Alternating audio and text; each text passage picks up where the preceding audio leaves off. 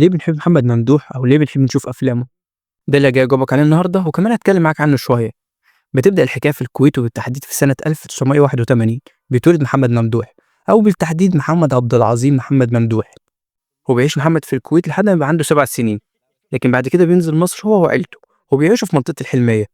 وبعد ما بيكبر شوية بيدخل كلية الحقوق جامعة عين شمس، لكن بيفضل في الكلية دي مش حاسس إن ده مكانه عشان هو حابب التمثيل، لدرجة إن هو في الجامعة بيفضل يسقط سنين كتير. وده مش بسبب إنه مش حابب يذاكر، لأ، ده كان بسبب إن هو بيسيب امتحانات كلية حقوق ويروح يحضر محاضرات تمثيل للكاتب الكبير وحيد حامد. لو هتقول لي لما هو مش حابب كلية الحقوق دي دخلها ليه؟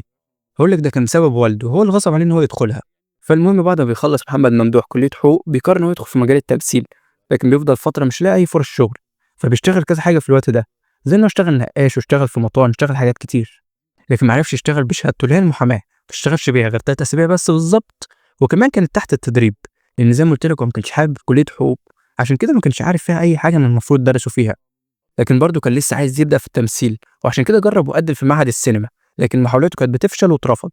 طب برضه نيجي لسؤال أنا شخصيا كنت عايز له إجابة، إيه اللي جاب اسم محمد ممدوح لتايسون؟ محمد لما اتسأل السؤال ده رد وقال إن من هو في ثانوي هو بيحب الملاكمة وكمان بيحب يجرب حاجات كتير تانية اللي هي كان من ضمنهم الملاكمة، فالكابتن بتاعه ساعتها هو اللي طلع عليه اسم تايسون، وده مش عشان هو شبه تايسون، لأ، عشان هو نفسه قصير زي مايك تايسون. سموني تايسون عشان زمان إمم. وانا في المدرسه كنت بلعب ملاكمه. آه. فكان الكابتن بتاعي مسميني تايسون مش عشان انا جامد زي تايسون، عشان نفسي قصير زي تايسون. فالمهم بيفضل محمد ممدوح يكمل في المسرحيات وبيحاول يلاقي أي حاجة يدخل منها بوابة التمثيل، لحد ما في مرة بيشوف المخرج وحيد حامد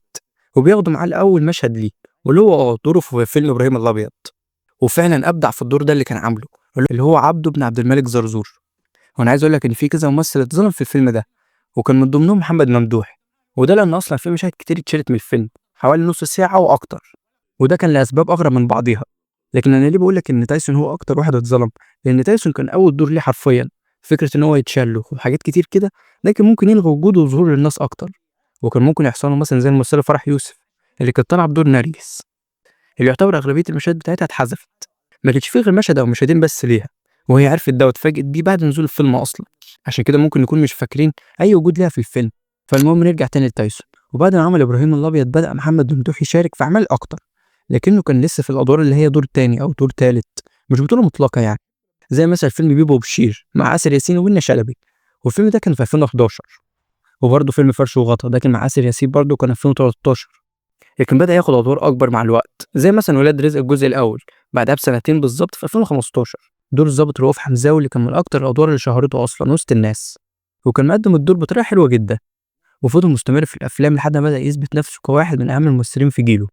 وده مثلا زي أدواره في الدراما، ظهر في مسلسلات قوية ونجحت نجاح كبير، ومسلسل جراند أوتيل ومسلسل قابيل، وقدم أدوار مختلفة ما بين الأكشن والدراما، وقدر إن هو يثبت نفسه إن هو مش مجرد ممثل موهوب، لكنه قادر يلعب أدوار متنوعة من الكوميديا للدراما التقيلة، وده نادر جدا إنك تلاقيه عند أي ممثل. طب برضه ليه إحنا بنحب محمد ممدوح؟ بص، هو محمد ممدوح تحسه كده بيدخلك في جو المشهد اللي أنت بتتفرج عليه، دي حاجة تانية مثلا زي إن هو نافع في أي دور، يعني بيقدر يعمل أي دور ويقنعك إن هي دي شخصيته الحقيقية، إذا كان دور كوميدي أو دور درامي أو حتى رومانسي، زي مثلا دور في مسلسل خباك من زيزي، كان في شوية أدوار رومانسية كده بصراحة جامدة، بس برضه كل ده كوم، وإن حتى شكله كده تحسه حد مننا، تحسه واحد صاحبك أو حد قريب منك، يعني قصدي شبه تلات أرباع الشعب المصري. ولو مش فاهم برضه قصدي كويس، بص مثلا الفرق بينه هو وهشام ماجد، هشام ماجد كده تحسه من ايجيبت مش من مصر عادي، وما بيعرفش يمثل غير الكوميدي من ساعة ما طلع هو وشيكو وأحمد فهمي، وهو محشور في حتة الكوميدي دي بس، وده بالمناسبة مش معناه إني بكرهه، لا والله أنا بحبه جدا وبحب تمثيله، لكن أنا بتكلم عن الفرق بين هو ومحمد ممدوح أو تايسون، بس كده، سلام.